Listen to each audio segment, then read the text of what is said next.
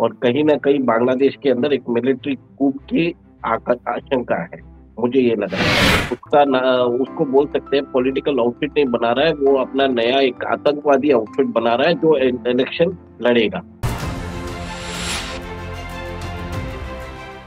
जय हिंद, नमस्कार। मैं अंबर जैदी स्वागत करती हूँ आप सबका एक बार फिर से हमारे आज के कार्यक्रम में। और आज बात करने वाले हैं बांग्लादेश से जुड़ी हुई दो बड़ी खबरों पर। एक बात तो ये कि नाहिद इस्लाम जो बांग्लादेश के स्टूडेंट लीडर, जिनका नाम आपने सुना होगा, जो आंदोलन करके बहुत ज्यादा मशहूर हुए शेख हसीना के खिलाफ और एक बड़ा छात्र आंदोलन चलाया, और अब उन्होंने अनाउंस किया है कि वो अपनी खुद की पार्टी बनाने वाले हैं। तो सबसे पहली बात तो ये है कि पहले जो कुछ भी हमने बांग्लादेश में इतने समय में देखा शेख हसीना के आउस्टर के बाद, चाहे माइनॉरिटीज पे जुल्म और जबर की बात करें, हर तरह की एक्टिविटीज गतिविधियां हमने देखी जो जिसका इल्जाम लगाया जाता था और ये कहा जाता था कि शेख हसीना एक प्रॉब्लम है जिनकी वजह से बांग्लादेश की ये हालात है, ये स्थिति है। और अभी इसी के बीच में एक और ताजा तरीन अपडेट वो ये है कि यूनाइटेड नेशंस के सेक्रेटरी जनरल एंटोनियो गुटेरेस 13 से 16 मार्च ढाका में जाने वाले हैं, और इसकी कंफर्मेशन आ गई है सामने कि वो इन 3 दिनों में ढाका में रहेंगे। और जो एजेंडा है वो है रोहिंग्याज, यानी कि जो बांग्लादेश में रोहिंग्याज हैं, वो वहाँ पे जो डिस्प्लेस लोग हैं उनको लेकर चर्चा करने वाले हैं। कई सारे जो दो बड़े अपडेट्स हैं, ये कैसे आपस में जुड़े हैं, क्या कनेक्शन है, इस पे हम चर्चा करेंगे। हमारे आज के मेहमान उमेश अग्रवाल जी से समझेंगे इस पूरे मामले को। बहुत बहुत आपका स्वागत है उमेश जी। जय हिंद, नमस्कार। जय सिया राम अकबर जी। जय सिया राम। उमेश जी, ये दो खबरें मैंने आपके साथ साझा की और दोनों ही बहुत बड़ी खबरें हैं। एक तरफ छात्र लीडर, छात्र नेता नाहिद इस्लाम, जिन्होंने अनाउंस किया है कि वो अपनी खुद की पार्टी बनाने वाले हैं। सबसे पहली बात तो ये कि पहले ये लोग कहते थे कि प्रॉब्लम शेख हसीना है, लेकिन प्रॉब्लम शेख हसीना तो लग ही नहीं रही, प्रॉब्लम तो कुछ और ही लग रही है। दूसरा, यूनाइटेड नेशंस के secretary general Antonio Guterres Dhaka जाने वाले हैं रोहिंग्या के एजेंडा पे, मुद्दे पे बात करने के लिए। कैसे देख रहे हैं आप इन दोनों खबरों को? क्या इसके पीछे के तार जुड़ रहे हैं? कैसे जुड़ रहे हैं? बांग्लादेश में कुछ बड़ा होने की सुगबुगाहट आ रही है? क्या लग रहा है आपको? देखिए अंबर जी, सबसे पहले तो मैं आपको आपने बरोबर बताया कि एंटोनी गुटरेस बांग्लादेश जा रहे हैं on the invitation of Mohammad Yunus. But तो और आपने जो डेट बताया है मार्च 13 से 16, बट उस समय तक बांग्लादेश में यूनुस सरवाइव कर सकते हैं क्या? मुझे थोड़ा सा डाउट लग रहा है, क्योंकि आज सुबह बांग्लादेश आर्मी के जो चीफ है वकरुज्जमान, उन्होंने जी। बोल दिया कि जिस हिसाब से काम हो रहा है देश में, वो चलेगा नहीं ज्यादा देर। पॉलिटिकली विस्फोटक स्थिति आ चुकी है और कहीं न कहीं बांग्लादेश के अंदर एक मिलिट्री कूप की आशंका है, मुझे ये लग रहा है। और आपने जिस लीडर का नाम बोला है, स्टूडेंट लीडर, वो एक तरह से मैं उसको थोड़ा क्लासिफिकेशन चेंज करना चाहता हूँ। उसको बोल सकते हैं पॉलिटिकल आउटफिट नहीं बना रहा है, वो अपना नया एक आतंकवादी आउटफिट बना रहा है जो इलेक्शन लड़ेगा। और ये एक तरह से बांग्लादेश आईसिस बोल दीजिए या बांग्लादेश तालिबान बोल दीजिए। तालिबान भी बढ़िया हो चुका है, क्योंकि वहां पे भी वो हिंदू को के ऊपर नरसंहार नहीं करते जैसे इन लोगों ने किया है। असंख्य हिंदू महिलाओं के साथ रेप किया है, उनके बिजनेस एस्टैब्लिशमेंट्स को नुकसान पहुंचाया गया है, हमारी देवी देवताओं की मूर्तियों को खंडित किया गया है, जो जुल्म सितम किया गया, तो किसी ने भी इस बारे में बताया नहीं। ये एंटोनियो गुटेरेस, मैं खुश होता अगर वो हिंदूज के लिए जाते तो, पर इनको तो रोहिंग्यास का विधवा विलाप करने जाना है। बस बात यहाँ पे बोलना चाहूंगा। और सेकंड, आप ये देख लीजिए कि डोनाल्ड ट्रंप की सरकार ने, डोनाल्ड ट्रंप ने ये मुद्दा उठाया था अपने इलेक्शन कैंपेन में, और उसके बाद तुलसी गबार्ड ने भी ये इशू उठाया। तो अब जब प्रधानमंत्री उधर गए थे, तब डोनाल्ड ट्रंप को पूछा गया था बांग्लादेश के बारे में, तब उन्होंने बोल दिया जो भी करेंगे हमारे दोस्त मोदी जी करेंगे। तो ये बात सिर्फ बांग्लादेश तक नहीं है, ये बात होगी म्यांमार में। म्यांमार में अराकान आर्मी बहुत ज्यादा अगर आप देखें तो अराकान आर्मी बहुत पावरफुल होती जा रही है। उन्हें वहां पे रखाइन स्टेट पे उन्होंने कब्जा कर दिया है। और जो सेंट मार्टिन आइलैंड है, जिसके लिए सारा ये खेल खेला गया था, वो भी शायद उनके हाथ में है। तो अब यूएस को कुछ मिला कुछ नहीं, उन्होंने बांग्लादेश को बर्बाद करके छोड़ दिया। इस नालायक मोहम्मद यूनस को बैठा के कुछ मिला नहीं इनको। ये एक तरह से ये क्लिंटन, ओबामा और गेट्स फाउंडेशन का हुआ है, जो इसको बैठा के इधर रखा गया था। और इसकी औकात ही नहीं है कि इससे साथ कोई बात कर सके। ये इतने दिन रह कैसे गया, वो सबसे बड़ी बात है, ताज्जुब की बात है, क्योंकि फंडिंग बहुत जगह से मिल रही थी। अब आपने देखा है कि जनवरी 20 से जब नई सरकार आई है और 1 महीने के अंदर ही नाहिदुल इस्लाम ने अपनी नई पार्टी बना दी है। तो वो उनको भी समझ में आ गया कि वो ज़्यादा दिन तक रहने वाले नहीं हैं। क्योंकि देखिए शिप अगर जहाज कभी भी डूबता है तो पहले चूहे भागते हैं। तो इस चूहे ने अपनी नई पार्टी बना ली और सुनने में आया है कि अवामी लीग और बांग्लादेश नेशनलिस्ट पार्टी के कार्यकर्ताओं के बीच में आपस में समझौता हो गया है। और वो जो स्टूडेंट लीडर्स जो अभी मोहम्मद यूनुस के साथ है, इनको ढाका यूनिवर्सिटी में पकड़ के मारा जा रहा है। तो कहीं न कहीं यूनुस के पास ना तो उनकी कोई फ़ोर्स है, ना कोई फंडिंग है, ना कोई सपोर्ट है। अब यूनुस सोच रहा होगा कि मैं भाग के जाऊँ कहाँ? क्योंकि आपको मालूम है यूनुस की डॉटर जो है, वो वो बाइडेन एडमिनिस्ट्रेशन में उनको एक इम्पोर्टेंट पोस्ट मिला था। उस पोस्ट का कोई क्लासिफिकेशन नहीं है, पर उनको मिल रहा था। अब और ट्रम्प तो बहुत ही गुस्सा है यूनुस के ऊपर। क्योंकि उनको ये he remembers him as a micro finance गाई हू फंडेड बाइडेन एंड ओबामा। तो एक तरह से ही रिमेंबर्स एवरीथिंग। बात यहाँ पे है कि कुछ दिन पहले कॉक बाजार में एक एयरफोर्स बेस था, उसके ऊपर अटैक हुआ है। इस हुँ, हिसाब से बांग्लादेश के अंदर जो symbolic military strength of powers होते हैं, कोई जी। भी उनके ऊपर अटैक होना चालू हो गया। वहाँ पे टोटली कानूनी व्यवस्था चरमरा गई है, इकोनॉमी प्रॉब्लम में है। ऐसा है कि वहाँ पे लोगों के पास जॉब्स नहीं है, वहाँ की बैंकिंग सिस्टम चरमरा गई है, कुछ भी नहीं है बांग्लादेश में, उनके टेक्सटाइल एक्सपोर्ट्स जो है वो खत्म हो चुके हैं। तो बांग्लादेश की इकोनॉमी तो ऐसे ही नीचे जा रही है। और एक तरह से मुझे लग रहा है कि जिस हिसाब से आज अ, बांग्लादेश के आर्मी चीफ ने बोला है, कुछ ना कुछ होने वाला है। और एक चीज़ आप नोट करिए, आईएसआई के लोग, बहुत लोग भारत के चिकन नेक के पास, वो बांग्लादेश में जो जमात पार्टी है, उनके साथ कोलैबोरेशन कर रहे हैं। और वो हुँ, कुछ नया कुछ प्लान कर रहे थे भारत के चिकन नेक के आसपास। तो डोभाल जी भी उधर गए हुए हैं, कोलकाता 2-3 दिन से। तो कहीं न कहीं इंडिकेशन तो लग ही रहा है कि यहाँ पे अपनी सिक्योरिटी सुदृढ़ करने के बाद वो एक काउंटर ऑफेंसिव में भी जा रहे हैं, कि बांग्लादेश के अंदर एक सरकार आए और उस सरकार को एक एक नया सरकार की जो बोलते हैं ना, एक नींव बैठाई जाए और शेख हसीना का वापस रिटर्न पॉसिबल है। सेकंड, आपको ये जानना पड़ेगा कि Begum Khaleda Zia is not keeping well, okay, she might not fight the election. तो आज बांग्लादेश के अंदर कोई लीडर भी नहीं है। बांग्लादेश एक तरह से एक आवारा कुत्ते के जैसे वो आज हर जगह घूम रहा है कि मुझे कोई वो अपना लो। ना उसको पाकिस्तान अपनाएगा, अभी थोड़ी देर में आप देख लेंगे, ना यूएस अपनाएगा और चाइना भी अपना हाथ झाड़ देगा। क्योंकि सिचुएशन अंदर से खराब हो चुकी है उनकी। और ये जो मुल्क है, जिसको हमने इनको इनको हमने एक तरह से आज़ाद करवाया था, इनको हमने सारा चीज़ दिया था और ये भारत के खिलाफ ही हो रहे हैं। तो ऐसा एहसान फरामोश मुल्क है, इनके ऊपर ध्यान रखना हमें बहुत ज़्यादा ज़रूरी है कि इनको इनकी औकात में रखो, सर पे मत चढ़ाओ। क्योंकि हमने क्या किया है इन बांग्लादेशियों के लिए, हमारा टेक्सटाइल इंडस्ट्री को खराब कर दिया। हमने अपनी इंडस्ट्रीज़ के ऊपर टैक्सेस लगा के इनको इकोनॉमिकल बनाया। ये काम कांग्रेस सरकार ने किया था, ठीक है? तब जाके इनकी जो पर कैपिटा जीडीपी 2012 में 698 यूएसडी थी, आज जाके 2400 यूएसडी हो गई है। तो भारत ने ग्रोथ इनके लिए किया था और ये भारत के खिलाफ ही काम कर रहे हैं। और आगे जाके मुझे ये लग रहा है, आपने जैसे बोला है, ये मोहम्मद यूनुस के दिन are quite numbered and you will see कहीं न कहीं एक ब्लडलेस कूप की तैयारी की जा रही है।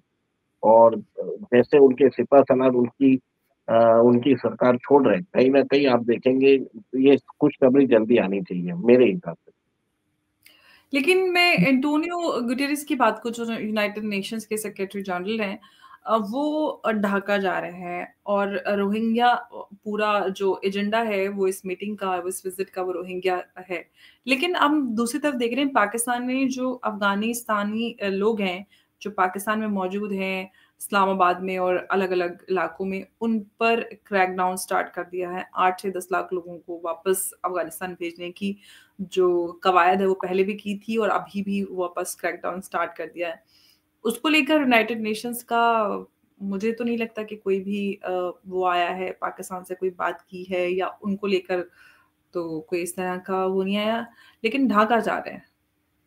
देखिए, यूनाइटेड नेशंस एक ऐसी बॉडी है जो सिर्फ रोहिंग्यास और गाजा के लोगों के लिए रोती रहती है। ना तो सिंजियांग के जो मुसलमान है उनके लिए रोती है, ना तो वो बलूचिस्तान में जो पाकिस्तानी फोर्सेस जो वहां पे जुल्म सितम कर रहे हैं उनके लिए बोलती है, ना आपने ये देखा कि अफगानिस्तान के जो आपने बाशिंदे हैं। आपको बीच में इंटरप्ट कर रही हूँ मैं, एक उइघुर एक्टिविस्ट हैं, उन्होंने भी यूनाइटेड नेशंस में चाइनीज इन्फ्लुएंस होने की बात की। उन्होंने कहा है कि हमारे लोगों को रखा हुआ है, इतने दिन से कैद किया हुआ है, हमारी बात नहीं सुन रहा है यूनाइटेड नेशंस। तो जी। तो मेरे हिसाब से सबसे पहले तो आपने देखा है कि यूनाइटेड नेशंस एक हॉलो ऑर्गेनाइजेशन हो चुका है, और जिस हिसाब से यूएस के प्रेसिडेंट तो इनको कोई मान्यता भी नहीं देते हैं। वो बोलते हैं कि अगर ये हाथ से हट जाए तो और भी अच्छा है। तो कहीं से आप देखिए कि यूनाइटेड नेशंस में 25% ऑफ द फंडिंग शायद अमेरिका देता है, 125 या 33%। हुँ। तो कहीं ना कहीं आप ये देखेंगे कि यूनाइटेड नेशंस का रिलेवेंस खत्म होता जा रहा है। और जैसे आपने बताया कि ये इक्वालिटी के ऊपर आवाज नहीं उठाता है, सेलेक्टिव उठाता है, तो इसकी विश्वसनीयता खत्म हो चुकी है। और मेरे हिसाब से बांग्ला और इनके लिए हिंदूज के ऊपर जो बांग्लादेश में जो जुल्म-सितम ढाया जा रहा है, और पाकिस्तान में आपने देखा है कि 12-13 साल की लड़कियों, हिंदू लड़कियों को उठा के 60-70 साल के बूढ़ों के साथ शादी किया जा रहा है, वो इनको दिखता नहीं है, ठीक है? तो ये सिलेक्टिव चश्मे से देखते हैं, इनकी कोई औकात नहीं है। और मेरे हिसाब से इनकी बात ना करे तो ही बढ़िया। बात तो करनी चाहिए ना, बात ना करे तो बढ़िया। कोई अब हमारी पड़ोसी या चाची-मामी तो है नहीं कि बात ना करें, बात तो बनती है ना। देखिए हिपोक्रेसी कोई यूनाइटेड देखिए नेशंस की हिपोक्रेसी पे बात बनती है। अफ़गानी जो डिस्प्लेस किए जा रहे हैं पाकिस्तान से, उस पे यूनाइटेड नेशंस कुछ नहीं कह रहा है। रोहिंग्या को लेकर ढाका पहुँच गया और उगेर की बात की। उगेर एक्टिविस्ट का भी लेटेस्ट मैंने अपडेट देखा था जब मैं ये वाली रिपोर्ट पढ़ रही थी, तभी उन्होंने भी यही बोला है कि यूनाइटेड नेशंस में चाइनीज़ इन्फ्लुएंस इतना ज़्यादा है कि हमारी बात ही नहीं सुनी जाती, हमारे मसले को दरकिनार कर दिया जा रहा है। तो यूनाइटेड नेशंस, जैसे कि आपने भी किया और पहले भी लगातार इस तरह की चीज़ें होती हैं, तो लगातार बहुत सारे एनालिस्ट इस तरह की बात करते हैं कि यूनाइटेड नेशंस का जो एक इनफैक्ट अगर हम जो अभी हमने वॉर्स देखे, यूक्रेन, हम रशिया की बात करें या फिर हम गाज़ा, फ़िलिस्तीन और ये सब जो हुआ इस पे बात करें, यूनाइटेड नेशंस का कुछ वो रोल नज़र नहीं आया, यूनाइटेड नेशन की किसी ने सुनी नहीं। जो एक इफ़ेक्टिव रोल हो सकता था इस तरह की ऑर्गेनाइज़ेशन का, वो दिखा नहीं पिछले कुछ सालों में जो डेवलपमेंट्स हुए हैं उसमें। देखिए, आपकी बात सही है। बांग्लादेश के अंदर एंटोनियो गुटेरेस आ रहे हैं, कहीं न कहीं उनको ये चाइनीज़ इन्फ्लुएंस के ऊपर ही हो रहा है।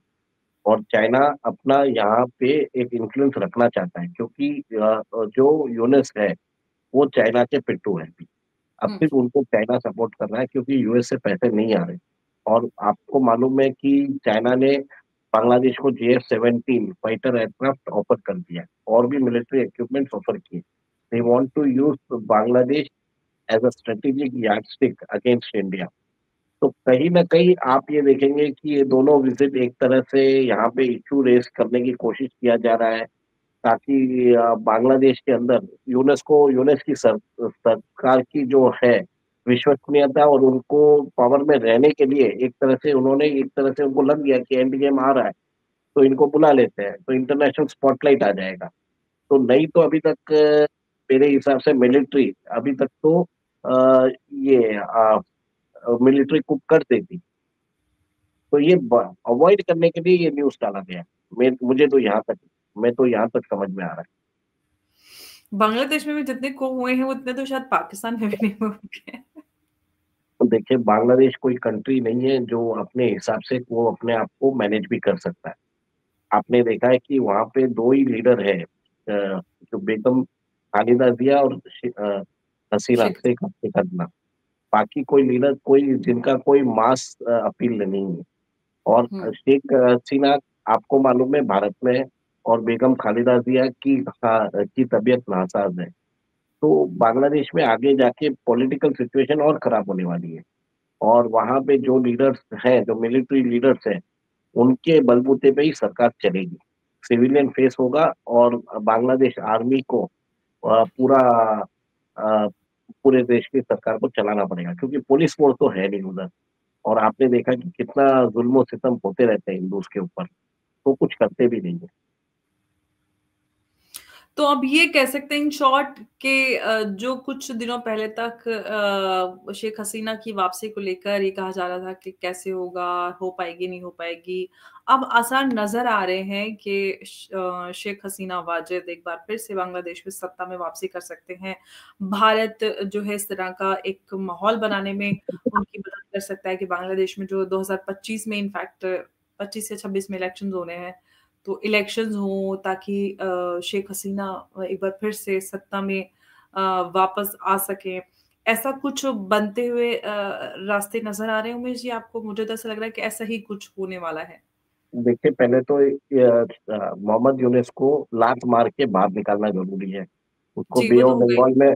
बे ऑफ हुँ, बंगाल में उसका विसर्जन कर दें, जैसे ओसामा को किया था अरेबियन सी में, वैसे इसका भी विसर्जन कर दें तो बढ़िया रहेगा। फिर वहाँ पे इलेक्शंस बुलाइए, और इलेक्शंस बुलाने के बाद जो भी सरकार आए, भले वो बांग्लादेश नेशनलिस्ट पार्टी की आए या अवामी लीग की आए, भारत ने दोनों पार्टियों के साथ अपने रिश्ते अच्छे कर दिए। जयशंकर जी ने ये समझ लिया था कि अब जो भारत ने जो गलती की थी, पहले वो पॉलिटिकल कैपिटल टोटली इन्वेस्टेड थे शेख हुँ, हसीना के साथ, उन्होंने वो सारे ब्रिजेस वापस उन्होंने एस्टेब्लिश कर लिए। तो हुँ। जो भी सरकार आएगी next time, there will be a rule of law. Bangladesh के अंदर लोगों को समझ में आ गया होगा कि उनकी इकोनॉमी चरमरा गई है, वापस उसको खड़ा करने में 5 साल लग जाएँगे इनको।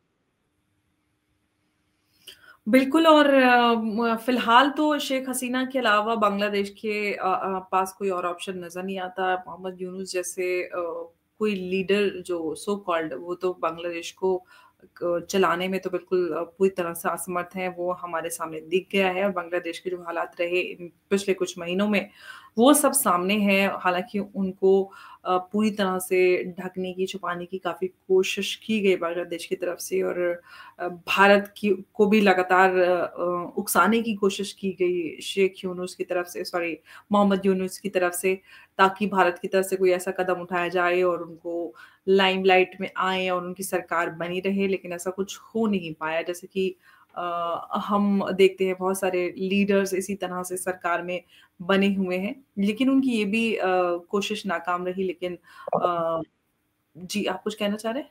नहीं, नहीं, बरोबर। जी, यूनाइटेड स्टेट में इलेक्शन हुए और प्रेज़िडेंट ट्रम्प आए, उसके बाद जो जियोपॉलिटिकल शिफ्ट नज़र आया है उससे पूरी स्थिति बदल गई है और अब जो इंडो पैसिफिक रीजन है, उसमें भी काफ़ी कुछ बदलाव हमें नज़र आ रहे हैं और बांग्लादेश और पूरे ही इस रीजन को लेकर जो प्रधानमंत्री और प्रेज़िडेंट ट्रम्प के बीच बातचीत हुई थी, उन्होंने पूरी तरह से ये क्लियर कर दिया था कि ये भारत खुद इसके लिए ओपन है वो जो अपना डिसीजन लेना चाहे वो ले सकता है। अब जो भारत की पॉलिसी है उस सबको देखते हुए तो ये समझ में आता है वैसे तो भारत किसी के साथ वॉर में नहीं जाता, पूरे इस रीजन का लीडर है। तो ऐसे में जो भारत की पॉलिसी रही है सबका साथ सबका विकास और विश्वास की, उसी के तहत बांग्लादेश में भी स्थिति सुधारने की कोशिश की जाएगी और एक स्टेबल गवर्नमेंट लाई जाएगी, ऐसा मुझे लगता है और उम्मीद करते हैं जल्द ही बांग्लादेश में भी स्टेबल गवर्नमेंट हो, एक स्टेबिलिटी आ जाए ताकि हमारे पड़ोस में शांति हो। एक पड़ोस तो बिल्कुल नाकाम निकम्मा उससे तो बिल्कुल उम्मीद नहीं, बांग्लादेश से फिर भी थोड़ी बहुत उम्मीद की जा सकती है। जी उमेश जी, बहुत-बहुत धन्यवाद आपका, हमारे साथ आज की इस चर्चा में जुड़ने के लिए। जय हिंद, नमस्कार, जय भारत। जय श्री राम। जय श्री राम।